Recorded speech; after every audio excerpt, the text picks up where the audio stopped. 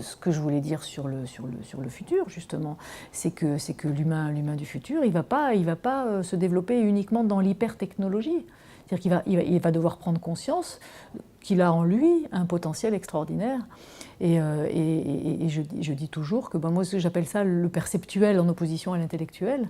C'est-à-dire que le jour où on sera aussi fier d'être des perceptuels que des intellectuels, on aura gagné quand même une grande bataille sur notre qualité d'humain. Et c'est là la véritable augmentation de l'humain. Elle est là. L'humain augmenté, c'est pas uniquement par les technologies. C'est augmenté parce qu'on a en nous un potentiel qu'on ignore, que la société occidentale nous a empêchés d'utiliser parce que c'est pas utile. Et puis quand on est très intuitif, on sait ce qui est bon pour soi. On nous a enlevé cette capacité à nous interroger sur qu'est-ce qui est bon pour moi. On est devenus des assistés, on a fait de nous des consommateurs dont on crée les besoins, dont on dit le bonheur c'est ça, c'est acheter ça, c'est acheter ça, c'est acheter ça.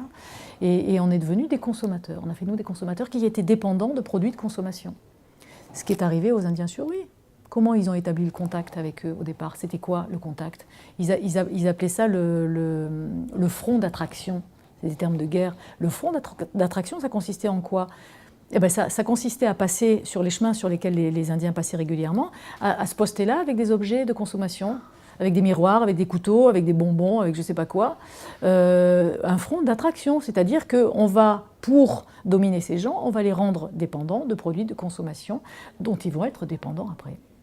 Et tout leur travail aujourd'hui, c'est justement de retrouver une indépendance économique déjà, et de retrouver une indépendance qui te dit, elle, qu'est-ce qui est bon pour moi? C'est se reposer cette question. Donc cette confiance, on nous l'a enlevée justement en nous rendant dépendants de produits dont on nous assure qu'on en a absolument besoin. Ça, on nous l'a enlevé. Et comment on a pu nous rendre aussi dépendants de ça? C'est en nous enlevant notre capacité à subvenir à nos besoins. Aujourd'hui, si on nous met dans une forêt, on est mort en 2 jours, quoi. Voilà. On ne sait plus faire avec nos mains, on ne sait plus se nourrir, on sait plus faire tout ça. Et donc ça, c'est grave. Et c'est comme ça, c'est vraiment une manipulation. Je veux dire, c'est qu'en nous enlevant cette capacité à subvenir à nos besoins, on nous a créé d'autres besoins, on nous a créé plein de choses et on a fait de nous des consommateurs. Donc ce qui se passe aujourd'hui dans le monde, c'est tous ces mouvements-là font qu'on reprend possession de nos capacités et s'il y a un tel engouement pour le chamanisme aujourd'hui, même s'il y a des dissonances, c'est que les gens ont envie de croire et de recroire et de réavoir confiance en ces capacités en nous qui savent mieux que eux ce qui est bon pour nous.